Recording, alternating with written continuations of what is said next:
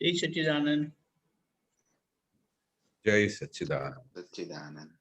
त्रिमंत्र। नमो वितरागाय, नमो वितरागाय, नमो अरिहंताणम, नमो अरिहंताणम, नमो सिद्धाणम, नमो सिद्धाणम, नमो आयरियाणम, नमो आयरियाणम, नमो उवज्जायाणम, नमो वज्जायाणम, नमो लोये सव्व साहुणम, नमो लोये सव्व साहुणम, ऐसो पंचन मुक्कारो, ऐसो पंचन मुक्कारो, सव्व पावपणासनो, सव्व पावपणासनो, मंगलाणं च सव्वेसिं, मंगलाणं च सौवेसिं, परमं हवै मंगलम्। परमं हवै मंगलम्। ओम नमो भगवते वासुदेवाय, ओम नमो भगवते वासुदेवाय, ओम नमः शिवाय, ओम नमः शिवाय। जय सच्चिदानंद, जय सच्चिदानंद। जय सच्चिदानंद, जय जय सच्चिदानंद। सच्चिदानंद। बहुत बहुत धन्यवाद। हिंदी भाषी सत्संग में कोई हिंदी आए नहीं है। अच्छा भाई, आप ही कुछ फरमाइए। हाँ तो हाँ, फिर मुझे एक मिनट। हाँ हाँ, बोलिए। जय सच्चिदानंद जय केशवानंद जी, जय जय सच्चिदानंद दीपकानंद जी। जय सच्चिदानंद। अक्षय को एक प्रश्न है कि अक्षय को समझ तो आता है कि सत्संग का परिचय ही सब कुछ अक्षय को ज्ञान में रखता है। सिर्फ सत्संग में आना है और सत्संग में ही रहना है, उतना ही निश्चय करना है, दूसरा सब रिजल्ट ही है उसके बाद। अब उसमें आगे ये भी दिखता है कि अक्षय को, जैसे कि अक्षय को है ना घूमना बहुत पसंद है। कहीं पे भी ट्रिप करेंगे, चलो पार्क में जाएंगे, नेचर में जाएंगे, सैटरडे संडे आ रहा है क्या करेंगे, ये थोड़ी छुट्टी लेके कहीं पे जाते हैं, 2-3 दिन जाते हैं। तो अब अक्षय को वो भी दिखता है कि 2 या 3 दिन वो गया वहां पे तो पूरा शेड्यूल डिस्टर्ब कर दिया, सत्संग भी गया और पूरा अक्षय व्यवहार में ही चला गया, मीन्स ये सत्संग का टच चला गया। तो अब वापस अक्षय अंदर करता है कि भाई क्या करे। तो यहाँ पे कंफ्यूजन है अक्षय को, क्योंकि अक्षय का ये भी माल फूट रहा है कि भाई कहीं जाते हैं, चलो घूमने जाते, ये करते वो करते। पर अक्षय को मालूम भी है कि अगर एक दिन भी सत्संग छूटा तो फिर ये जागृति वो सब अक्षय का कुछ है ही नहीं। इसके पास, अक्षय के पास कुछ है ही नहीं, ये सब ये सपोर्ट के आधार पे ही चल रहा है। तो उसमें आप थोड़ा प्रकाश दीजिए ना कि अक्षय को ये कंफ्यूजन है क्या। नहीं, बहुत अच्छी बात है। एक तो आप अक्षय से एकदम अलग हो गए हो, तो आपको पता तो चलता है कि ऑन द स्पॉट ये जागृति आ जाती है कि ये उपयोग चला जाएगा, 2 दिन वेस्ट हो जाएगा, हमारा सत्संग मिस हो जाएगा। तो ये बहुत अच्छी बात है। ज्यादा बोलते हैं कि ऐसी जागृति प्रकट होना भी बहुत बड़ी पुण्य की बात है। लोगों को तो पता भी नहीं चलता था कि भाई मेरा हर एक पल ऐसा उपयोग वगैरह जा रहा है। उसको ये भी नहीं पता चलता था कि भाई मैं ज्ञान प्राप्त करने के बाद मेरी आज्ञा में रहता हूँ कि नहीं रहता हूँ, वो इतना सामीप्य भाव की वजह से पता भी नहीं चलता था। अभी जब से ये पता चलना शुरू हो गया तो आप समझो कि अक्षय भाई की तो बहुत अच्छी जागृति हो गई है कि उसको पता तो चलता है, इतनी समझ तो आ गई है कि मेरा उपयोग खराब होगा, मेरा सत्संग का टाइम वेस्ट हो जाएगा, मेरी प्रगति में ये हो जाएगा। तो इस जगह पे बहुत ही अच्छी चीज दादा बताते थे, जो कई महात्माओं का उसको सॉल्यूशन मिल गया कि जिस समय ये सब भाव फूटता है या विचार फूटता है, उस समय आप एक तो एकदम जागृत हो जाओ कि भाई ये अक्षय को विचार आया, मैं तो शुद्ध आत्मा हूँ, बरोबर। उस समय अगर आपने अक्षय के साथ थोड़ा बातचीत का व्यवहार शुरू कर दिया तो आपका ये जो संयोग है ना बहुत अच्छी तरह से समझ पूर्वक टल जाएगा और आप वापस अपने ज्ञान में, अपनी हाजिरी में, अपने उपयोग में आ सकते हैं। तो उस समय जब भी ये फणगा फूटा, गुजराती में बोलते हैं फणगा फूटा, कि भाई ओए मैं 2 दिन के लिए जरा घूम के फिर के आऊं, थोड़ा मजा करके आऊं, तो उस समय बातचीत का व्यवहार शुरू कर देने का कि अक्षय भाई कौन से जन्म में नहीं घूमे थे, कौन से जन्म में शादी नहीं की थी, कौन से जन्म में बच्चे नहीं पैदा किए थे, कौन से जन्म में ये साइकिल में तुम नहीं आए हो, आज अचानक फिर से तुमको ये विचार करते हो। अगर हम दादा बार बार बोलते भी हैं कि आप सब लोग महावीर की सभा में बैठ के आए हुए हो, सब लोग, और ये चटनी के सुख की वजह से, कि चटनी के सुख में बहुत स्वाद है, उसकी वजह से आपको फिर वापस इधर आना पड़ा और मुझे फिर आप सबको वापस मोक्ष ले जाने के लिए कितनी मेहनत करनी पड़ी है। तो अपने आप को अक्षय भाई से बातचीत का व्यवहार करो कि अक्षय भाई अगर आपको ये विचार फूटता है, नो डाउट आपने ये लास्ट बर्थ में सब माल भरा हुआ है, वो निकलता है, तो उसको देखने का, उसमें तन्मायाकार नहीं होने का, उसके अंदर उसके विचार में पूरा घुस नहीं जाने का, उस समय ऑन द स्पॉट जागृति लाने का और बातचीत का व्यवहार शुरू करने का, बोलने का अक्षय भाई इसमें से कुछ भी लाभ नहीं होने वाला है। और कई बार तो हमको पता भी चलता है, पिछले जन्म की भी बातें ऐसे एहसास में याद आती है कि लास्ट बर्थ में मैंने क्या किया था कि इस जन्म में मुझे ये भोगने को आया। नॉर्मली सब लोग बात करते हैं कि लास्ट बर्थ में मैंने क्या तुमको दुख दिया था कि इस जन्म में मेरे को दुख वापस मिल रहा है तुम्हारे से, ऐसे लोग नॉर्मली बात करते हैं। तो इसका मतलब ये तो पता है सब लोगों को कि लास्ट बर्थ में हमारा हुआ था, लास्ट बर्थ में हमने मार खाई है, लास्ट बर्थ में हमने सब माल भरा हुआ है और इस जन्म में सब उकेल रहा है। तो अभी हमको क्या करना चाहिए कि हमको जागृत रहना चाहिए। दादा बोलते थे कि एक बार अगर आप जागृत हो गए, एक बार आप जाग गए, फिर सोने का मतलब क्या है। ये अगर आप घूमने फिरने की बातें करते हो तो इसका मतलब आप जाग के फिर सोने की बात कर रहे हो। राइट। हमारे तो ज्ञानी पुरुष ने आपको बड़ी मेहनत करके जगाया है और सब बताया है कि इसमें सुख नहीं है। अक्षय भाई तुम्हारा दृश्य आपको ऐसा लगता हो तो बाहर हिल स्टेशन जाने से बहुत मजा आता हो तो उस समय ये वाक्य बोलो, दृश्य अनेक प्रकार ना होवाથી એની સામે હું अनंत दर्शन वालों છું। उसकी जगह पे आत्मा का दर्शन करो। स्व के अंदर कितना बड़ा दर्शन करने का बाकी है। स्व की खोज ही हमने नहीं की है। अंदर घुसो, अंदर जाओ, अंदर इतना बड़ा आनंद है कि बाहर के आनंद में से तो आपको 1% भी उसका सुख नहीं मिलेगा। और वो ही वातावरण अगर थोड़ी टाइम के लिए आप हिल स्टेशन पे गए समझो और वहां पर अचानक बहुत बारिश गिर जाती है, पहाड़ गिरने लगते हैं, तो वो आपका जो सुख है ना वो थोड़ी देर के लिए दुख में परिवर्तन हो जाता है। तो वो बार बार समझाना पड़ता है कि संसार का कोई भी सुख आप लेने को जाओगे, थोड़े ही टाइम के बाद वही सुख दुखमय बन जाएगा। आप अनुभव करके देखना, संसार का कोई भी सुख आप प्राप्त करने की कोशिश करोगे, थोड़े टाइम के बाद वही सुख में से आपको दुख उत्पन्न होगा। पर एक आत्मा का ही ऐसा सुख है कि एक बार प्राप्त होने के बाद फिर कभी दुख दिखाई नहीं देता। तो अपने को उस परमानेंट सुख की खोज करनी चाहिए कि बाहर के सुख की खोज करनी चाहिए जो टेम्पररी सुख है, जो आने के बाद फिर दुखमय बन जाता है। तो अपने को खुद के अंदर जो अनंत सुख पड़ा हुआ है उसका अनुभव करो ना। उसके सुख में से तो सब तृप्ति मिल जाती है। तो फिर आपको कभी लाइफ में विचार भी नहीं आएगा कि उसका एक बार भी इतना भी थोड़ा भी सुख का टच हो जाएगा ना तो दुनिया का सब सुख आपके सामने फीके पड़ जाएंगे। किसी भी चीज में से आपको सुख नहीं मिलेगा, क्योंकि अंदर के सुख का जो चीज है ना वो परमानेंट सुख है, वो आने के बाद कभी जाता नहीं है। तो दादाजी बोलते ऐसी ही चीज की सुख की प्राप्ति की अनुमोदना करो, ऐसे ही सुख की आशा करो जो एक बार आने के बाद जाए नहीं। बाकी संसार के सभी सुख आने के बाद सब चले जाएंगे।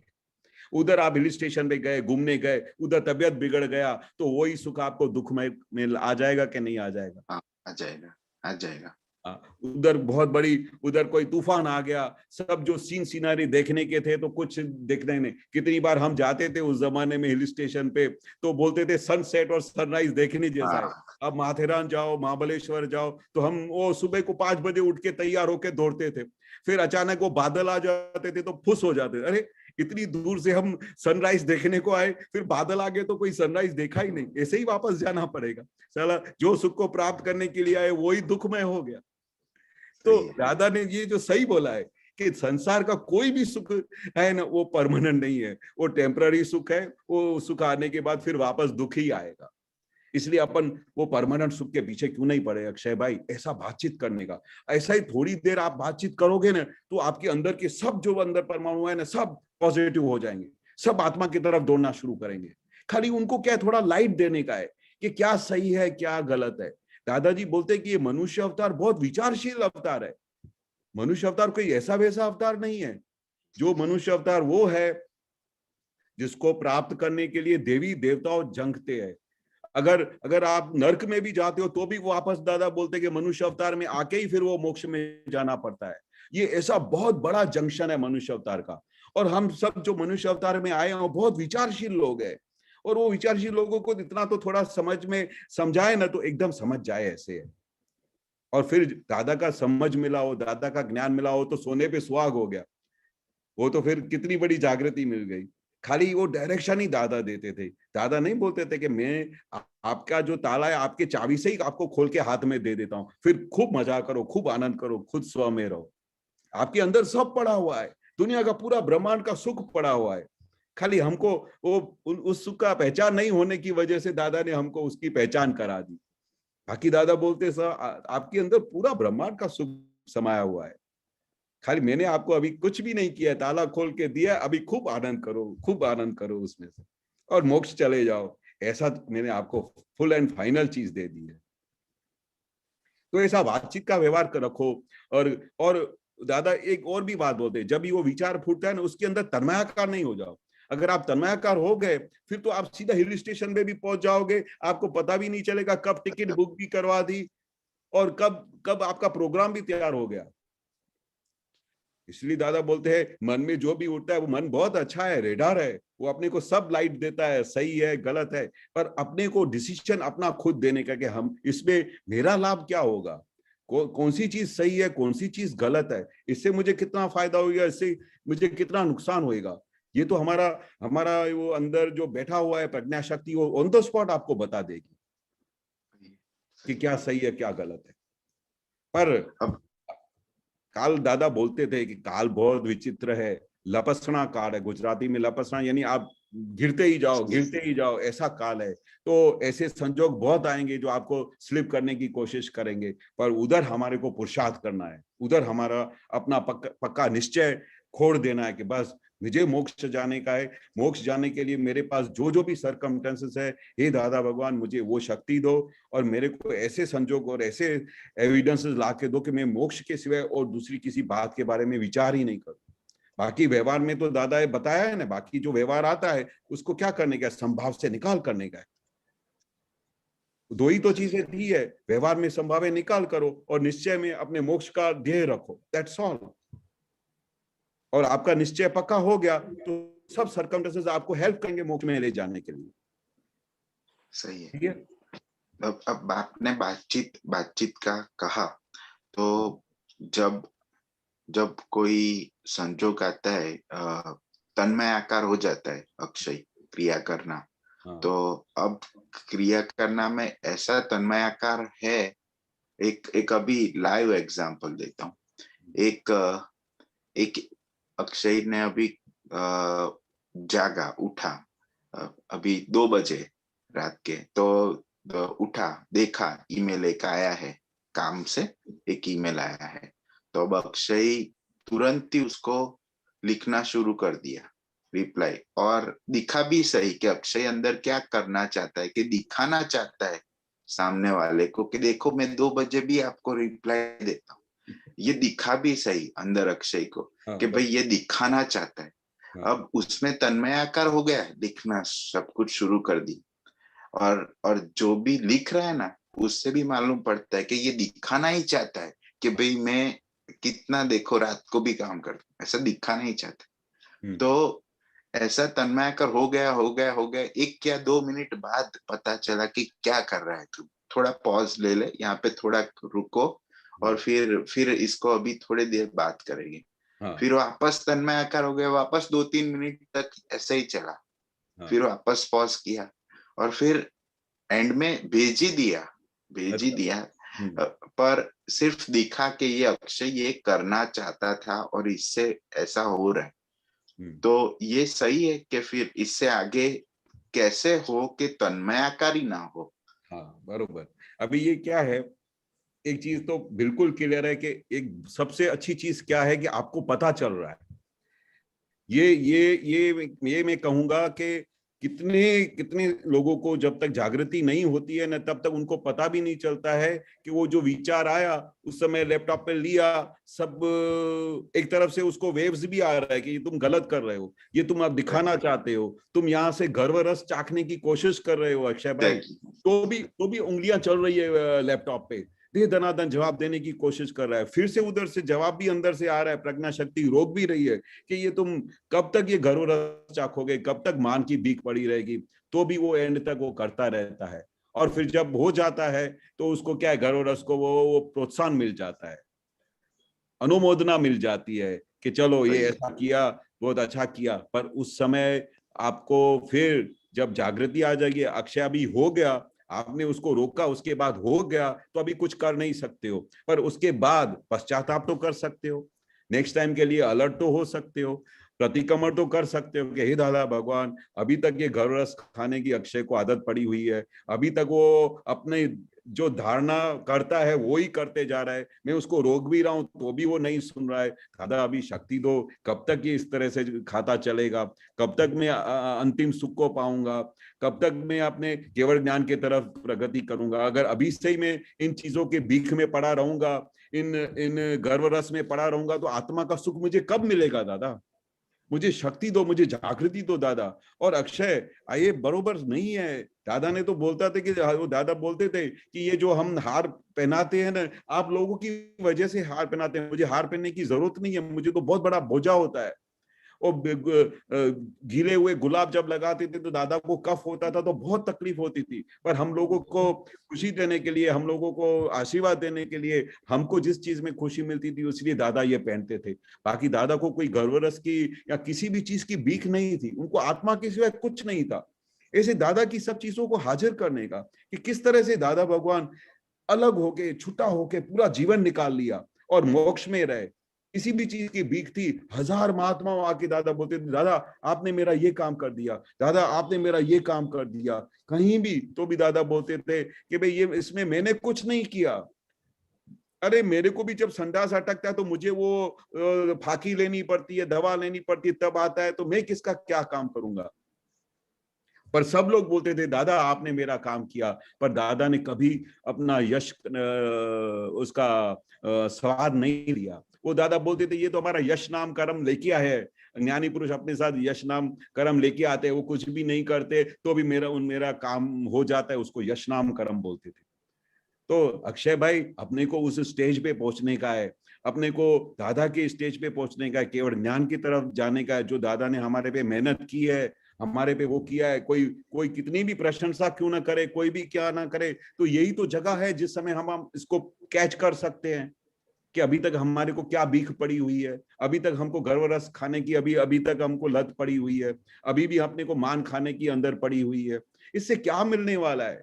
वो दादाजी बोलते भी थे कि ये काय के पीछे इसके पीछे पड़े हो, क्या मरने वाले नहीं हो क्या, ऐसा भी बोलते थे। अरे एक दिन मर जाने वाला है, इसमें से क्या तेल निकालने का है। घड़ी घड़ी बोलते मेरे पेट में दुखता है, मेरे माथे में दुखता है, मुझे ये होता है, मुझे वो होता है। अरे छोड़ो इन सब चीजों को, अपने को मोक्ष में जाने का है।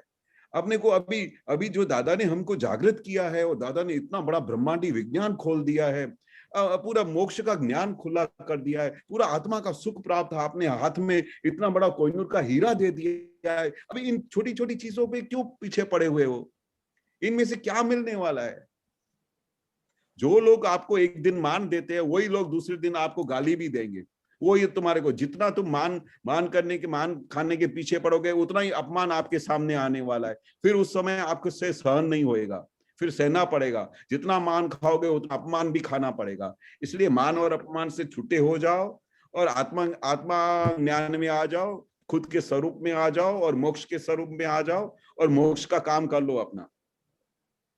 इसमें से कुछ नहीं मिलने वाला है, कुछ नहीं मिलने वाला है। अब दूसरा भी अक्षय को थोड़ा समझ आता है कि अक्षय को अगर अंदर का आनंद कॉन्स्टेंटली रहे तो फिर बाहर आनंद लेने जाएगा ही नहीं अक्षय। तो अब अंदर का आनंद अक्षय को कैसे कॉन्स्टेंटली रहे, उसमें क्या करे कि फिर अक्षय को अंदर का ही आनंद में खुद का ही आनंद मिलता रहे, वो वैसा क्या कर सकता है? बहुत कुछ कर सकता है, बहुत कुछ। दादा ने जो समझ दी है, दादा ने जो भी हथियार दिए है, दादा ने जो 5 आज्ञा दी है, दादा ने जो सत्साधन दिए हैं, हर एक चीज में आप स्टडी करो।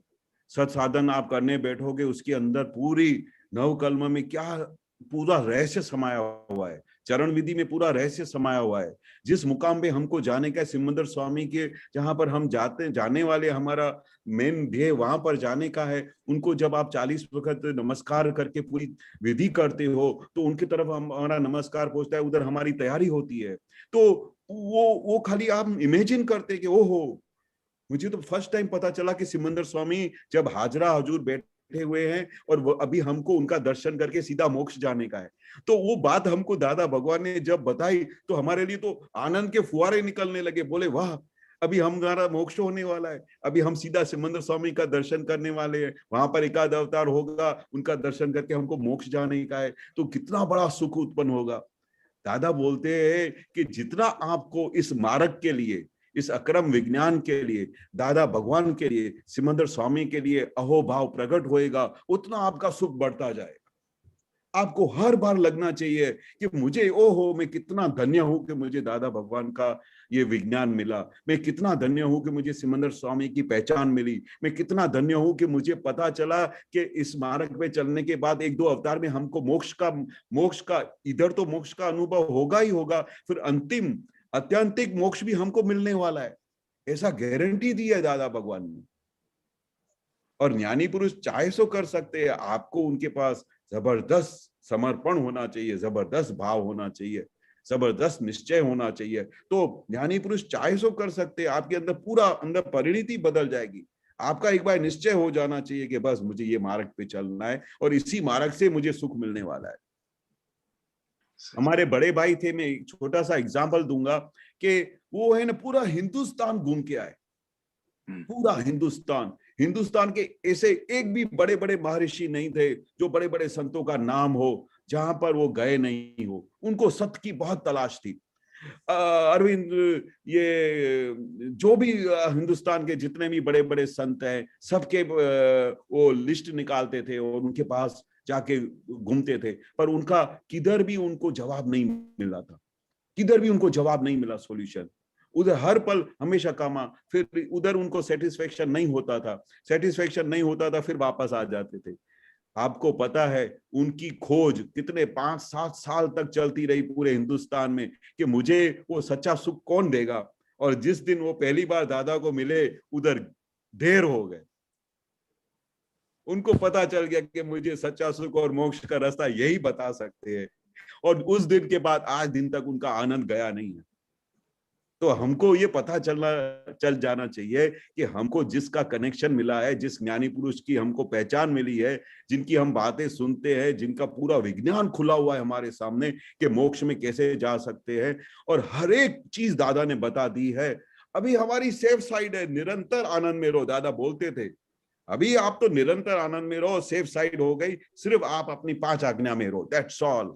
और जो भी संयोग आता है वो वियोग हो जाएगा, उसमें कहीं भी तन्मायाकार मत हो। आपको तो पता है हर संयोग जो आया है वो वियोग हो जाएगा, कोई भी संयोग हमेशा परमानेंट नहीं रहता है। अभी ये देह भी जो हमारा है वो भी परमानेंट नहीं है, उसका भी वियोग हो जाएगा। तो ये पूरे संसार में तो हर एक चीज वियोग हो जाने वाली है, और हमारे पास जो परमानेंट रहने वाला है वो अपना खुद का सच्चा सुख रहने वाला है, आत्मा का परमानेंट सुख रहने वाला है। बस उसकी भजना करो, बस तो अपना काम हो जाएगा। अपना लक्ष्य उधर ही रखो कि मुझे परमानेंटली सच्चे सुख की पहचान मिल गई है, अभी मुझे इस संसार में कुछ भी जानने का बाकी नहीं है। ज्ञानी पुरुष के मिलने के बाद आप बिलीव नहीं करोगे, मैंने जब से दादा भगवान को प्राप्त किया, मैं लाइफ में कोई दूसरा बुक उठा ही नहीं सका हूं, किसी भी शास्त्र को, किसी भी चीज को, क्योंकि अल्टीमेट सॉल्यूशन मिल गया। मैं दूसरी चीज पढ़ूं भी जाके तो क्या पढ़ूं? राइट, नहीं मुझे सही है। अल्टीमेटली सुख की पहचान मिल गई, अल्टीमेटली हर एक चीज अल्टीमेट मिल गई। अभी मुझे किसी भी चीज की जानने की बाकी नहीं रही है। तो हमारा अभी सेफ साइड हो गया है। अभी आनंद में रहो कि हे दादा भगवान, आपने हमको परमानेंट सुख का पहचान दे दिया है। अभी हमको खाली शक्ति देना कि हमारा निश्चय कभी डगे नहीं। अभी मेरे को शक्ति देना कि मैं निरंतर 5 आज्ञा में रहूं, ताकि मेरे को गारंटी आपने दी है कि 1-2 अवतार में आप सीधा मोक्ष में चले जाओगे। दादा ने क्रिस्टल क्लीन बोल दिया। फुल 100% आज्ञा नहीं भी पालन होती है तो 70% भी है आप पालन करोगे तो मैं आपको पास करके मोक्ष लेके जाऊंगा, उसकी मैं गारंटी देता हूं। और क्या चाहिए यार, आप बताओ अक्षय भाई। सही है, सही है। आप भी शक्ति देना के अक्षय के साथ बातचीत कर सकूं और अक्षय को समझ आए कि यह क्या मिला है अक्षय को। बस और हर पल दादा बोलते थे अहो अहो होना चाहिए। अरे मैं खुद धन्य भाग हूँ, हे दादा भगवान मेरा धन्य भाग है कि मुझे आपका दर्शन हुआ, आपकी बातें सुनने को मिली, मुझे ये मोक्ष मार्ग मिला। मैं धन्य हो गया दादा, मैं धन्य हो गया। और जितना आप ये फील करोगे ना उतना आनंद बढ़ेगा। ये मेरा खुद का अनुभव है। मैं जिस हर पल हर घड़ी यही होता है कि बस मुझे संसार की कोई भी चीज मिले चाहे नहीं मिले, पर मुझे दादा मिल गया ना, बस मुझे अल्टीमेट और कुछ चाहिए ही नहीं इस धरती पे। और कुछ चीज की याचना भी नहीं होती है। जो भी संजोग आता है बस देखा करो, बस ये पल ये भी निकल जाएगा। अभी हमारा परमानेंट ये इधर पूरा संसार में जितना भी टाइम हम रह रहे हैं एज अ गेस्ट तरीके रह रहे हैं, that's all. We are like a guest here on this earth. हमारी परमानेंट जगह वहां पर है, सिमंदर स्वामी के वहां पर। वही लक्ष्य रखने का। सही सही है। जय सच्चिदानंद। जय सच्चिदानंद, जय सच्चिदानंद, जय सच्चिदानंद। बहुत बहुत धन्यवाद अक्षय जी। डॉक्टर कश्यप।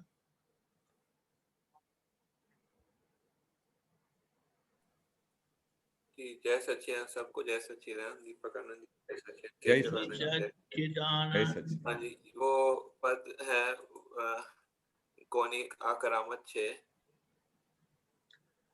हाँ जी, उसमें जो लिखा है ना, खुदा खेत करे खरने खलाए नहीं, अजान्य आकाश मां धरती थी पहुंचाए नहीं। अजान्य मतलब जो अज्ञानी उसको बोलते हैं। हाँ, सीढ़ी नंबर क्या था वो? 57।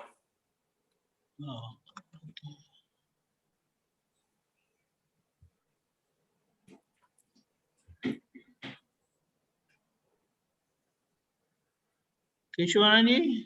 हाँ जी। ये इसमें जो कुछ जो उर्दू के शब्द है ना समझ में नहीं आते। अगर आपको कुछ ख्याल में है तो बताएं आप। हाँ बोलिए डॉक्टर कश्यप जी। वैसे 2-3 शब्द ही हैं जो नहीं समझ में आते हैं, बाकी तो समझ में आ रहे हैं शब्द जो है, लेकिन उसका पूरा जो है वो नहीं समझ में आ रहा है। हाँ, कौन सा वाला है? ये उसमें जो है ना, खुदा खेत कर रही है, जो इसमें स्क्रीन में दिया हुआ है, सेकंड लास्ट वाला। हाँ, मौलवी बंद। हाँ, इसमें जो है पहले लाइन थोड़ा समझ में आ रहा है, सेकंड लाइन में ये जानिया मतलब अज्ञानी। सलिया ने समझाए नहीं, मौलवानी बांग बंद कांति संभड़ाए नहीं। अच्छा, मौलवी की जो बांग है वो हमारे कान बंद करके रखे हुए, तो कहां से सुनने को आएगी कि मौलवी क्या बोल रहा है? मेरे ख्याल में ऐसा कहना चाहते हैं कविराज। तो ये खुदा ने खिराती खोज, जो ये खोज है खुदा की, वो तो सदी को समझ में आती नहीं है। खोज खुद को होनी चाहिए कि खुद को खोजे वो खुदा, खुद को जाने वो खुदा, वो खोज होनी चाहिए। वो ऐसी सलिया को समझाती नहीं है। सलिया यानी उसके जो फॉलोअर है, वो दादा बताते थे कि सलिया यानी उनके फॉलोअर है, जो उनको वो समझाती नहीं है। और मौलवी की बांग जो बोलते हैं, वो जो बांग में वो क्या कहना चाहता है, और तुम कान बंद करके बैठते हो तो तुमको कहां से समझाएगी, कहां से सुनाई देगी मौलवी की बात? तो दादा नहीं बोलते थे जैसे अभी अभी अपन दादा सामने से सब कुछ बोलने को आए हैं और तुम्हारा मन बुद्धि चित्त अहंकार कहीं फैक्ट्री में चला जाता हो, कहीं फैक्ट्री में घर में चला जाता हो, तो वो कुछ भी दादा की बात तो आपको सुनाई नहीं दे रही। दादा तो बोले जा रहे हैं, बोले जा रहे हैं, टेप रिकॉर्डर उनकी निकलती जा रही है। और कान खुले हुए होते हुए भी आपको सुनाई नहीं दे रहा है। मतलब ऐसी है, भगवान की बात को समझने के लिए तो पूरा अपनी हाजिरी चाहिए, अपने मन की हाजिरी चाहिए, अपना मन बुद्धि चित्त अहंकार उनके साथ कंप्लीट समर्पण चाहिए, तभी जाके उनकी बात समझ में आती है। बाकी वो भगवान क्या कहना चाहते हैं, वो खुद को खोजो, खुद को समझो, वो कोई बात तो समझ में ही नहीं आती है। जी। ऐसा मुझे लगता है कि कविराज ऐसा बताना चाहते हैं। इसका क्या मतलब, अजान्य आकाश में धरती थी पहुंचाए नहीं? कहाँ पर है अजाने आकाश में? थोड़ा नीचे नीचे है। हाँ हाँ, खुदा खुद खेद करे खरने कड़ाए नहीं, अजाण्या आकाश में धरती थी पहुंचाए नहीं। भाई आकाश मतलब कितना विशाल है, कितना अनजान है कि अपन उधर घूमने को जाए, उसको ढूंढने को जाए तो उस विशाल आकाश के अंदर वो कोई कोई राह पता नहीं, कोई मार्ग पता नहीं, तो वो वहां पर इतनी बड़ी धरती, इतनी छोटी सी धरती, वो आकाश में कहाँ कहाँ पहुंच सकती है, ढूंढ सकती है? अभी जब तक अपने को मार्ग का डायरेक्शन नहीं है, रास्ता कुछ अनजान सा है, और तुम चाहे कितने भी बड़े हो, कितने भी बड़े संत बन गए हो, पर वो मार्ग का रास्ता ही आपको नहीं पता है, अनजान रास्ता है, तो तुम कैसे पहुंच पाओगे? तो उसका रास्ता मिल गया हमको, ज्ञानी पुरुष का रास्ता मिल गया, तो फिर 2 मिनट में अपने को उधर मंजिल पे पहुंच जाते हैं। अच्छा, ऐसा हो सकता है। ऐसा हो सकता है। हाँ, और नेक्स्ट जो है वो मलक महालाता ने खलक माँ खोलाए नहीं, खुदा खोले पैगंबर खुद प्रकट थाए नहीं। हाँ, खुदा खोड़े पैगंबर प्रकट खुद प्रकट थाए नहीं। खुद कैसे प्रकट होएगा जब खुद ही वो पैगंबर को ढूंढ रहा है? ये तो दादा ने हमको क्या खुद के अंदर भगवान का, खुद भगवान के पद में बिठा दिया, खुद के अंदर भगवान प्रकट करवा दिया, तो हम पलक में एक पल भर में हम भगवान के पद में बिठा दिया दादा ने। तो ये खुदा यहाँ कर मतलब पैगंबर खुदा खोड़े पैगंबर मतलब जो खुद खुदा है, खुद भगवान है, वो पैगंबर को ढूंढ रहा है। जैसे दादा नहीं बोलते थे कि तुम्हें खुद पोते भगवान हो, फिर तुम बाहर कहाँ ढूंढ रहे हो? तू ही। अरे भाई नहीं, हुई दादा ने बोला, सब कुछ मेरे अंदर ही है, मैं ही खुद भगवान हूँ। पर जब खुदा खोड़े पैगंबर यानी हम, तू भगवान है, तू ढूंढ रहा है, उसको भगवान मान रहा है, पर अंदर खुद प्रकट कर दिया दादा भगवान ने, खुद को अंदर प्रकटा, भगवान को हाजिर करवा दिया, तो फिर वो तू और हूं और मेरे का जो संबंध सब खलास कर दिया दादा। ये तो जब तक जिनको वो दादा का कुछ वो पहचान नहीं मिला है, वो दादा बताते कि पूरा जगत कैसे चल रहा है, पूरा जगत किस तरह से पूरे अंधकार में चल रहा है कि उसको भगवान मानता है, पर खुद भगवान अंदर बैठा हुआ है, उसकी पहचान ही नहीं हो रही है। अच्छा, जो पहली लाइन है वो मेरे को अभी थोड़ा ध्यान में आता है, मलक मालाता ने खलक माँ खोलाए नहीं। मलक जो होता है वो दुनिया उसमें प्रदेश लिखा हुआ है, ठीक है। मालाता ने मतलब कि वो खुशी मनाना है, ठीक है। खलक जो है वो जो ह्यूमैनिटी लिखा है, ठीक है। तो मुझे कुछ ऐसे समझ में आता है कि जो सुख है दुनिया का, वो जो सुख है वो आपको दुनिया में नहीं मिलेगा, ऐसा कुछ समझ में आता है। हाँ, ऐसा कुछ लगता है, यू आर राइट। खलक में खोड़ा है नहीं, अपने अंदर के कहाँ से उसको वो सुख मिलेगा? ह्यूमैनिटी में कहाँ से सुख मिलेगा? अंदर सुख मिलेगा जो परमानेंट है, जो खुदा है, जिसकी दादा ने पहचान कराई है, तो उसके अंदर सुख मिलेगा। फिर वो एक और सेंटेंस है, रमखानी वृत्ति ने खोज मुंजाए छे खुदा में ही। रमखानी वो बताया है, रमखानी मतलब जो रमखानी दंगा होता है, क्या होता है उसमें? रमखानी वृत्ति यानी क्या है कि जो भी आए उसको मार डालने का, उसको काट डालने का। रमखानी वृत्ति मतलब पूरा सब हेवाई, मतलब उसको धामाडोली कर डाले ना, जो उसको वो रमखानी वृत्ति होती है, जो जिसको भाई अहित करती है दूसरों की।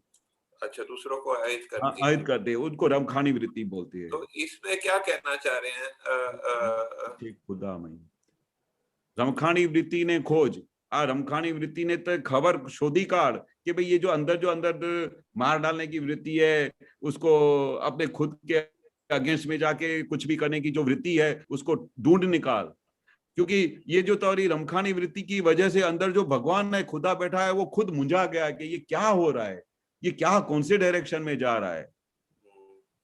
इस वृत्ति को तू खोज पे, इसको पता लगा कि ये क्या कर रही है, तेरा खुद का भी तो अहित करती है, दूसरों का भी अहित करती है, उसमें उलझा हुआ है अंदर। हाँ, तो उसमें खुदा खुद मुझा गया कि ये मैं कहाँ आके बैठा हूँ। जैसे दादा नहीं बोलते थे कि भाई पूरा ब्रह्मांड घूम के आए भगवान, वो बोले कि मेरे को दूसरे कहाँ भी नहीं जाने का है, AM पटेल के अंदर ही आने का है, क्योंकि अंदर उनका इतना प्योर था, अंदर एकदम क्रिस्टल क्लीन था। तो वो बोला कि मुझे दूसरी कोई जगह मिलती नहीं है, मुझे आपके अंदर ही प्रकट होना पड़ेगा, तो ये मुझे परमिशन दो। तभी दादा बोले कि चलो ठीक है, आप आ जाओ, अंदर प्रकट हो जाओ, मुझे आज लॉटरी लगी है कि भगवान मेरे घर प्रकट हो गए। जी। फिर आगे लिखते हैं, मारी ठोकी खुद बखुद खुदा बनी जाए लोक। हाँ, खुद खुदाए पुराने उम्र श्लोक। हाँ, ये वो थोड़ा दादा वर्ड तो समझ में आ रहा है, कहना क्या चाह रहे समझ। हाँ, मारी ठोकी खुद ब खुद। वो दादा क्या बोलते थे कि भाई सब ये अगर उनको पता चले ना खुदा, भाई मैं खुदा में बन सकता हूँ, खुदा बन सकता हूँ, तो सब लोग क्या करते थे, एक दूसरे को मार ठोक के खुद खुदा बन जाते थे। मैं खुदा हूँ, वो दूसरे को मार के बोलेगा, वो बोलेगा मैं खुदा हूँ, वो खुदा बनी जा। लोगों की वृत्ति कैसी है कि ऐसी वृत्ति है कि भाई मार ठोक के भी मैं खुदा हूँ। अरे मार ठोक के कोई खुदा नहीं बनता है, ये कोई मजाक नहीं है कि खुदा बन जाए कोई भी मार ठोके। पर इनको पता चल जाए कि भाई ये धरती पे, भाई इसलिए उन्होंने क्या बोला कुरान में कि भाई ये कुरान में ऐसा बोल देते कि भाई ये मनुष्य खुदा बन सकता है, तो ये सब कैसे लोग हैं एक दूसरे को मार ठोक के खुदा बन जाते।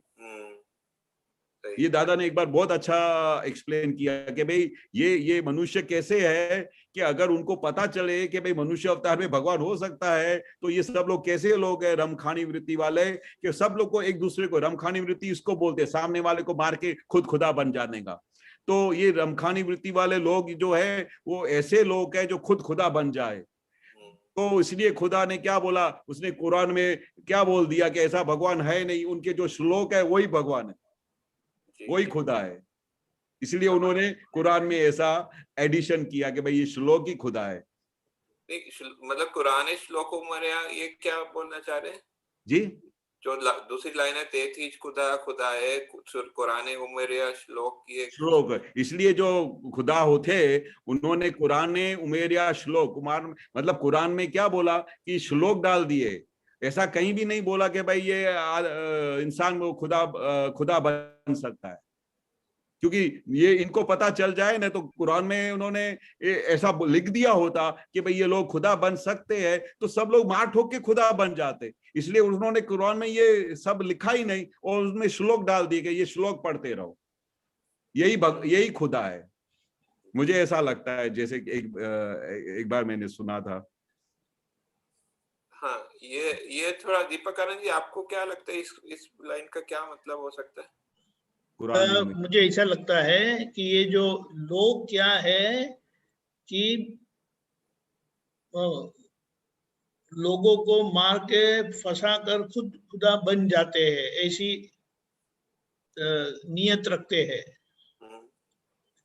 तो बोले खुदा ने कुरान में ये जोड़ दिया, नीचे वाली 2 लाइन कि ना खुदा के ना खुदा, यानी जो बहुत गिरे हुए हैं, तकलीफ में है, उनके लिए ये तरन तारणहार दादा आए हैं, जिनका कोई नहीं उनके दादा भगवान है। अच्छा, और ये लास्ट 2 लाइन है, सर्वधर्म समूह मूल शाश्वत शनगार छे ओलिया दीथा दादा खुदा भगवान छे। ये वर्ड्स तो समझ में आ रहे हैं, क्या कहना चाह रहे हैं थोड़ा? सर्वधर्म का मूल, हाँ जी, यानी सभी धर्म अगर एक जगह पर खुला हुआ है, हाँ जी, और पूर्णता से श्रृंगार यानी पूर्णता से प्रकट हुआ है, तो मतलब सजावट होता है ना। यहाँ श्रृंगार का क्या मतलब? क्या यहाँ श्रृंगार किसको कह रहे हैं? श्रृंगार यानी पूरी क्वालिटी के साथ खुला होना, ब्लॉसम होना। अच्छा, श्रृंगार यानी उसको डेकोरेट करते हैं ना, with full decoration, with full quality. अच्छा। ओलिया दिखा दादा, बोले वो दादा भगवान में उन्होंने खुदा देखा जो खुद भगवान है।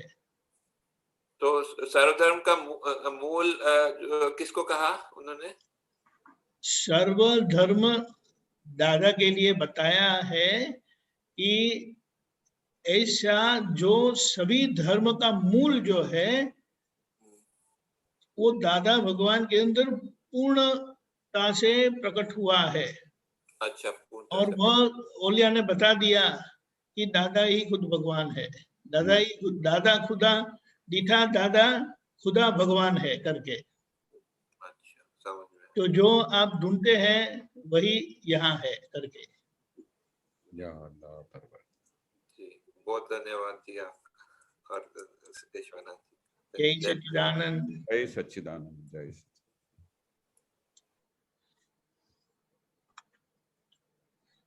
रेशम जी अलवर। जय सच्चिदानंद स्वामी जी। जय सच्चिदानंद। स्वामी जी सूत्र है श्रेणी नंबर 10 का। क्या बताया? 284। हाँ, सूत्र है, सूत्र है, सूत्र। हाँ बताए, लेकिन नंबर? श्रेणी नंबर हाँ 10 नंबर का है। 10 में, हाँ बताइए। श्रेणी नंबर 10 का है। हाँ, नंबर कौन सा? सूत्र नंबर 284। 84। 284। 284। अब बोलिए आप, मैं ढूंढ निकाल। लड़का आपका है पीछे? हमें किसी भी पुद्गल से जरा भी डरने। सॉरी, बोलिए बोलिए आप। क्या बोला स्वामी जी? नहीं, मैं पूछा वो पीछे लड़का आपका है? हाँ। ठीक है, आप बताएं। हमें किसी भी पुद्गल से जरा भी डरने की जैसा नहीं है, भले ही चाहे किसी भी प्रकार का पुद्गल क्यों न हो। पुद्गल से परिचय जितना बढ़ेगा उतना ही वितरागता बढ़ेगी। एक मिनट। हाँ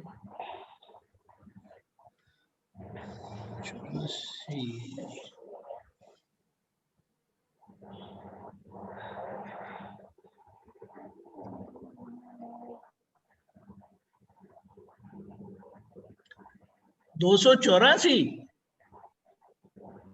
हाँ श्रेणी 10। हाँ, लेकिन श्रेणी 10 में तो ये उसका नंबर ही, हमारे पास तो नंबर ही अलग है। यानी एक मिनट, ये तो नंबर ही 275 का की है। 284 ना बताया आपने? हाँ जरा धीमे से फिर से बोलिए आप, या मेरे पास नहीं है। नहीं, आप बोलिए, आप बोलिए।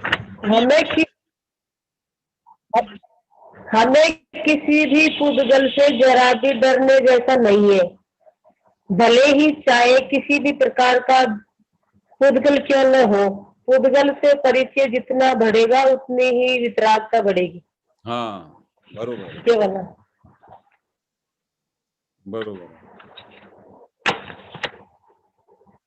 मतलब दादा ये कहना चाहते हैं कि भाई जितने भी पुद्गल है, हमारा पुद्गल है, खुद का पुद्गल है, जो बाहर के पुद्गल है, हमारा हस्बैंड भी पुद्गल है, दूसरे जितने भी पुद्गल है, उससे डरने की कोई चीज नहीं है। उसको पुद्गल को आप जितना भी आप समझोगे तो उससे आपको और आत्मा की तरफ जाने का वो प्रकाश मिलेगा। आपने लास्ट सेंटेंस क्या बोला, फिर से बोलिए। पुद्गल से, पुद्गल का परिचय करेंगे तो क्या बताया? Last sentence. पुद्गल से परिचय बढ़ेगा उतनी ही वितरागता बढ़ेगी।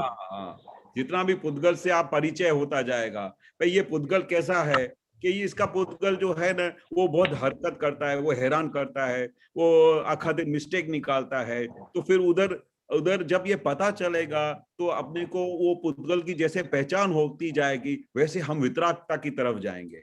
कि भाई उसका तो कोई दोष नहीं है। पुद्गल का क्या दोष देखने का? पुद्गल तो इटसेल्फ भी वो व्यवस्थित के शक्ति के अधीन चल रहा है, उसके अधीन है, वो खुद तो कुछ करता नहीं है। तो जितना भी आप पुद्गल के साथ वितरागता में रहोगे, उसका दोष नहीं देखोगे, उसका ये ज्ञान हाजिर रहेगा, उसकी पहचान आपको पड़ जाएगी कि भाई ये तो व्यवस्थित के ताबे में है, व्यवस्थित उसको चलाती है उस पुद्गल को। तो धीरे धीरे क्या होता जाएगा, आपको पता चलेगा कि ये खुद करता नहीं है, इसका इधर कहीं भी पुद्गल का दोष नहीं है, ये तो व्यवस्थित शक्ति उसको चला रही है। तो जितने भी आप ये ज्ञान हाजिर करते जाओगे, ये समझ रखोगे, उतना आप वितरागता की तरफ आगे बढ़ते जाओगे। वितरागता मतलब क्या कि किसी के ऊपर राग नहीं, किसी के ऊपर द्वेष नहीं। उसका पुद्गल अगर उंधा काम करता है तो उसका द्वेष नहीं होएगा, उसका पुद्गल आपकी बहुत सेवा करता है, आपको मान देता है, तो उसके ऊपर आपको राग नहीं आएगा। तो आप वितराग बनते जाओगे। जितना आप पुद्गल की पहचान में आओगे, भाई ये पुद्गल जो करता है वो खुद की सत्ता से नहीं करता है, उसको तो कितने साइंटिफिक सेकेंडरी एविडेंसेस इकट्ठे होते हैं, कितने संजोग इकट्ठे होते हैं, उसकी वजह से पुद्गल ऐसा करता है। केशवानंद जी ये मिल गया 254 है। अच्छा, वो नंबर गलत हो गया होगा। हाँ, આપણે કોઈ પણ પુદ્ગલથી જરા પણ ગભરાવા જેવું નથી। हाँ, अपने हम ये क्या कहना चाहते हैं कि हमको किसी भी पुद्गल, कोई भी पुद्गल हमारे सामने आ जाए, उसके सामने घबराने की कोई जरूरत नहीं है। कोई गुस्से वाला पुद्गल आ जाए, कोई मान देने वाला पुद्गल आ जाए, कोई भी पुद्गल आपके सामने आ जाए, तो उसके सामने आपको घबराने की पहली बात तो कोई जरूरत नहीं है।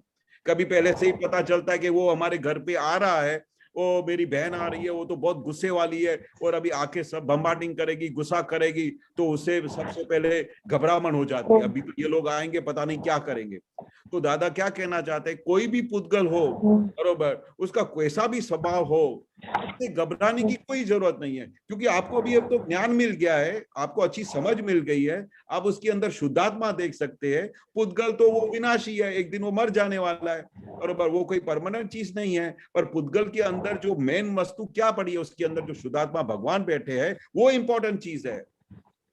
फिर क्या बोलते हैं, फिर ये पुद्गल कोई भी प्रकार का हो, किसी भी प्रकार का पुद्गल क्यों ना हो, पर उसके सामने घबराने की कोई जरूरत नहीं है। पुद्गल जितनी धीरे धीरे धीरे पुद्गल की पहचान पड़ती जाएगी, जैसे जैसे पता चलेगा कि ये पुद्गल तो ऐसा है, ये तो प्यार वाला है, ये गुस्से वाला है, तो ऐसा जब जैसे आपको समझ में आने लगेगा ये उसका पुद्गल है, ये तो खुद शुद्धात्मा है, तो उसके पुद्गल से आप उसका दोष निकालना बंद कर देंगे।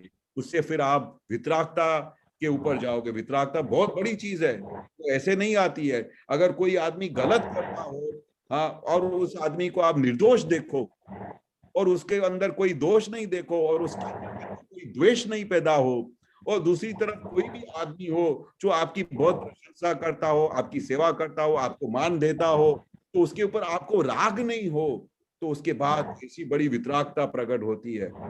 और वो वितरागता इस ज्ञान को मिलने के बाद ही प्रकट हो सकती है। ख्याल आ गया? हाँ स्वामी, एक और है स्वामी जी, पूछोगे? हाँ बोलिए बोलिए।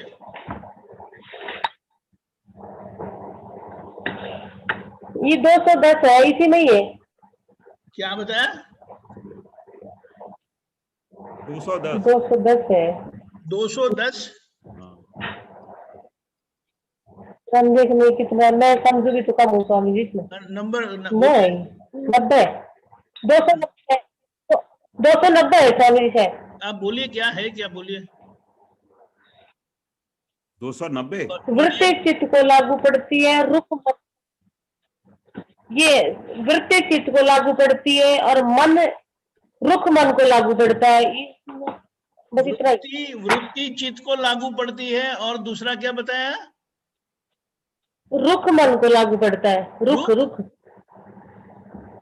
हाँ क्या बताया? रुख रुख रुख रुख, पता नहीं चलता क्या बोलते। रुख रुख रुख, पता नहीं चलता क्या बोलते हैं आप। वृत्ति चित्त को लागू पड़ती है और रुख मन को लागू पड़ता है। रुख रुख, ये मुंह बंद है। 290 है सर स्वामी जी। अरे यहाँ देखो, मैंने बताया ना, हमारे इधर गुजराती में तो पता नहीं वो क्या किया है इन लोगों ने। 290 है नंबर, 10 नहीं है। हाँ बराबर है, 10 लेकिन नंबर मेरे यहाँ इतने सारे नंबर है नहीं, पता नहीं क्यों ऐसा है। ये है।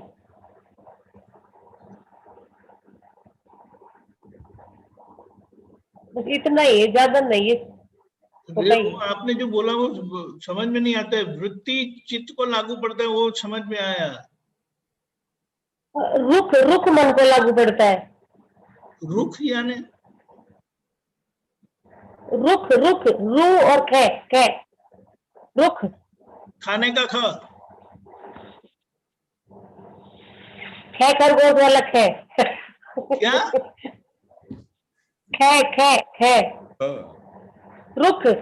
रुख, रुख यानी डायरेक्शन। हाँ रुख रुख।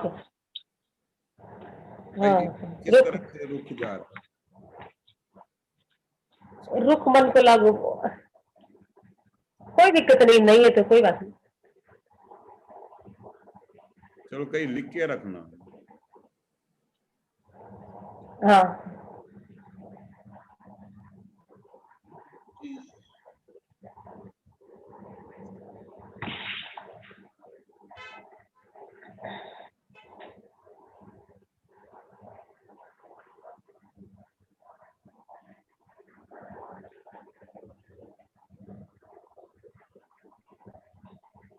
हरी हरी 210 है, 210। हाँ, लेकिन नंबर का कुछ प्रॉब्लम है, पता नहीं चलता है। हाँ, नहीं तो कभी नेक्स्ट टाइम लिख के रखे तो पता। हाँ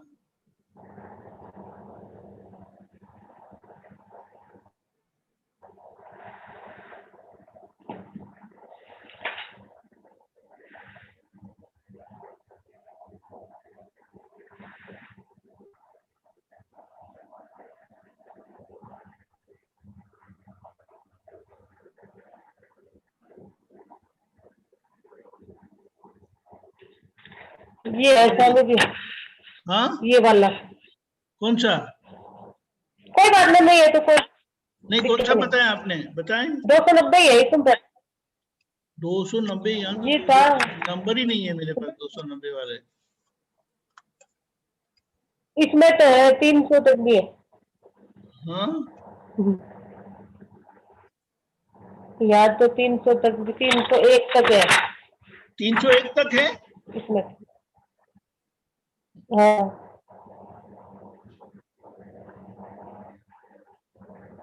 कोई बात नहीं है तो कोई बात नहीं। वृत्ति के बारे में सब बता दो तो कुछ समझा दो। वृत्ति, केशवानंद जी, वृत्ति चित्त हाँ, को लागू वृत्ति पड़ता है। क्या करता है वृत्ति?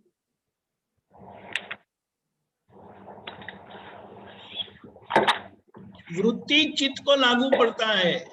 वृत्ति, हाँ, वो अंदर की जो वृत्ति होती है ना, वो चित्त के साथ कनेक्टेड है। अंदर जो भी वृत्ति अंदर प्रकट होती है, उसमें से अंदर जो भी अंदर वृत्ति के अंदर होते हैं, हमारी जात की अलग अलग टाइप की वृत्तियां होती है, वो हमारे चित्त के साथ कनेक्टेड है। वो पूरा चित्त उसको पूरी वृत्तियों को दिखा सकता है कि भाई ये वृत्ति कहाँ जा रही है, ये वृत्ति उसमें से ये कहाँ चली गई। वो चित्त के साथ कनेक्टेड है, ये दोनों आपस में कनेक्टेड है।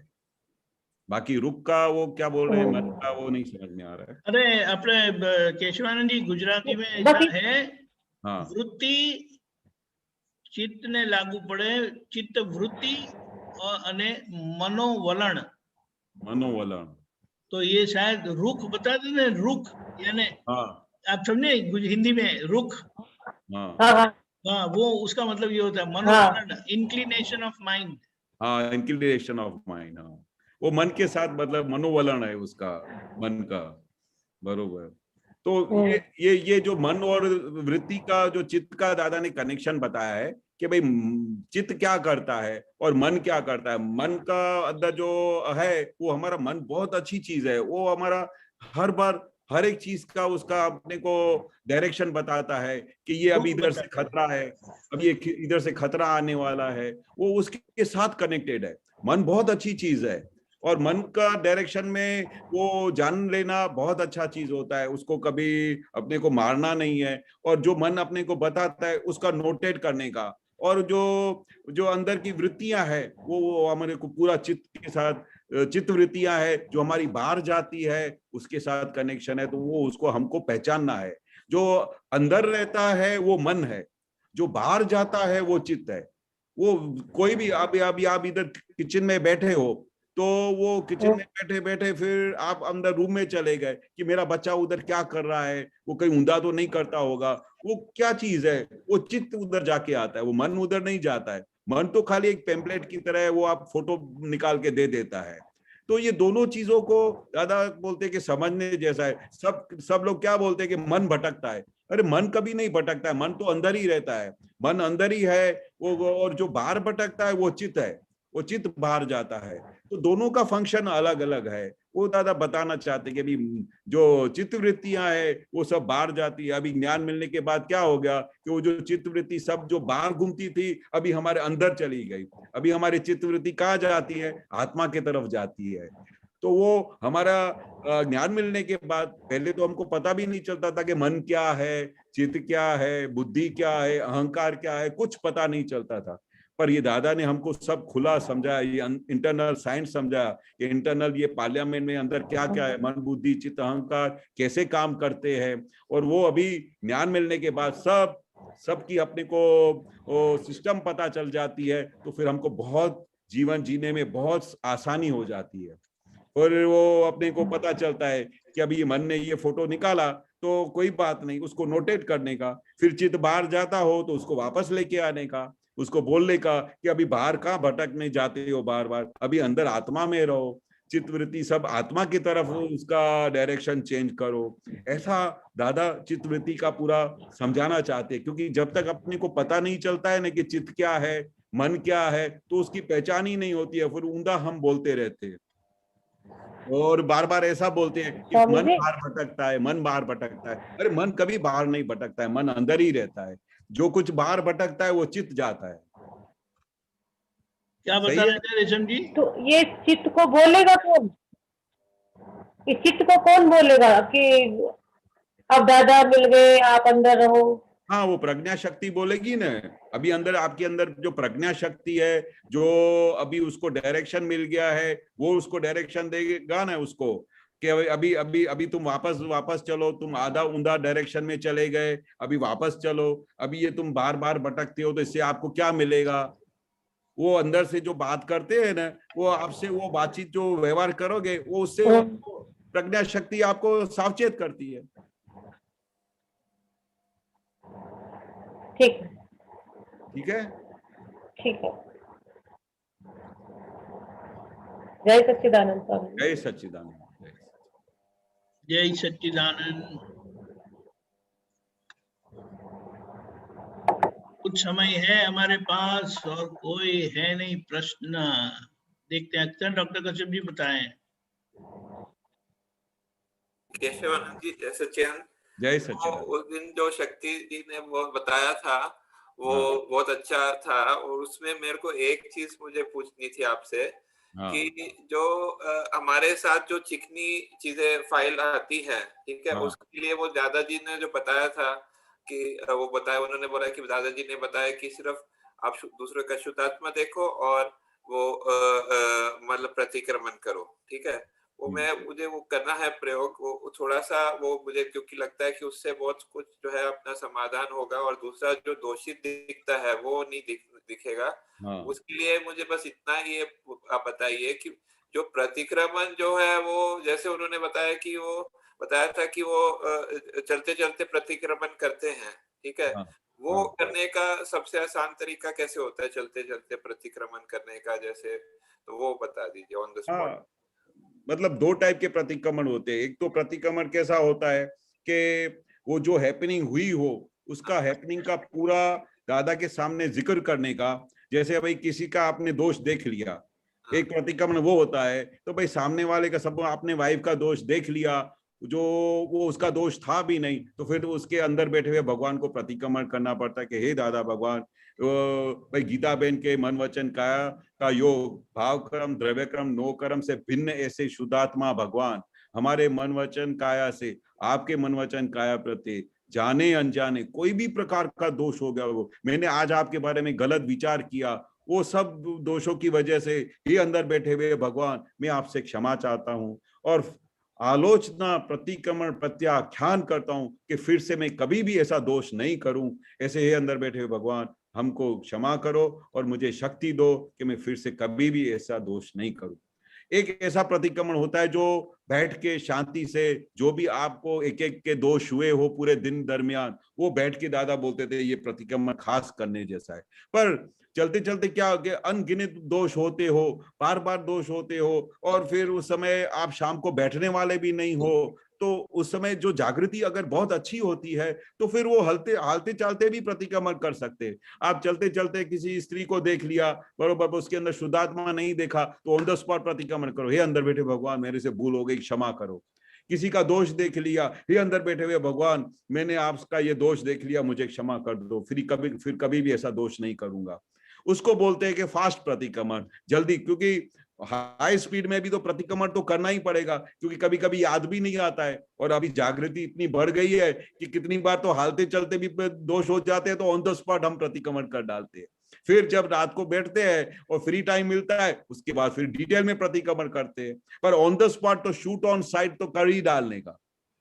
हाँ, ये मैं समझ गया। शूट ऑन साइट वाला जो आपने बताया, हाँ, कि वो दूसरे का शुद्धात्मा देख के उससे मतलब माफी मांग लेने का, बस इतना करने का ना। हाँ, इतना कर डालने का। फिर जब लगे कि भाई ये बहुत बड़ा दोष हो गया है, फिर घर जाके बैठ के उसका डिटेल में उसका चेहरा सब दिखा के, सब अपने आप को हाजिर करके इत्मीनान से बैठ के फिर एक एक जो भी दोष हुआ हो पूरा दिन के दरमियान, वो जागृति पूर्वक फिर उनका प्रतिक्रमण करने का। क्योंकि प्रतिक्रमण क्या है कि हम खाली वो मैकेनिकल या व्यवहारिक रीत से नहीं करते हैं। हमारा प्रतिक्रमण बहुत बड़ी चीज है, वो दादा बोलते थे, एक ज्ञानी पुरुष का दिया हुआ प्रतिक्रमण है और प्रत्याख्यान है। जो भूल हुई है उसके ऊपर प्रतिक्रमण करते हैं, फिर प्रत्याख्यान करते हैं, फिर प्रायश्चित करते हैं कि भाई हे दादा भगवान फिर से मेरा ऐसा दोष नहीं हो। और दूसरे का शुद्धात्मा देखने से भी बहुत असर होता है, मैंने को ऐसा अनुभव हुआ। हाँ, उसका जो है मतलब जो गलत विचार आ रहा है वो तुरंत कम होने शुरू हो जाता है ऐसे जो है। हाँ, ये तो इसलिए तो दादा ने बहुत बड़ा रहस्य बता दिया था ना। इसलिए दादा बार बार बोलते थे कि अगर आप 5 आज्ञा में रहते हो तो आपको कुछ नहीं करना है, ये हमेशा बोलते थे। तो वो जितना आप 5 आज्ञा के अंदर आप अंदर घुसोगे ना, तो आपको ऐसा लगेगा कि रियली दादा जो कहते थे ना एकदम परफेक्ट कहते थे कि भाई 5 आज्ञा में हो गया, उसके बाद और कुछ करने जैसा ही नहीं है। आपने रियल और रिलेटिव देखा तो उसका सब कुछ चैप्टर बंद हो जाता है, उसका दोष देखना बंद हो जाता है। उसका रियल रिलेटिव देख लिया तो सब जो हमारा संबंध है वो संबंध पता चलता है कि व्यवहारिक संबंध है, रियल संबंध तो आत्मा का है। मतलब कितनी सारी चीजों का ऑन द स्पॉट सॉल्यूशन हो जाता है। इतनी बड़ी शक्ति है 5 आज्ञा, कमाल की चीज दी है दादा ने, कमाल की चीज। और कोई ऐसी वैसी चीज नहीं दी है जो ऋषभदेव भगवान ने भरत राजा को दी थी, वही अक्रम ज्ञान दादा ने हमको दिया है, वही ज्ञान। तो वो राजपाट करते हुए 1300 रानियों के साथ रहते हुए वो मोक्ष उसी अवतार में गए, वैसा दादा भगवान ने अक्रम ज्ञान हमको दिया है कि व्यवहार में सब फाइलों का संभाव्य निकाल करो और निरंतर अपने फाइल नंबर 1 का और सबका समाधान करके 1-2 अवतार में सीधा मोक्ष चले जाओ। ऐसा अक्रम ज्ञान दिया है दादा ने हमको। धन्यवाद। जय सच्चिदानंद। जय सच्चिदानंद। जय सच्चिदानंद। हमारा समय हो चुका है, आप त्रिमंत्र बुलाएं। डॉक्टर कश्यप जी फॉलो करिएगा।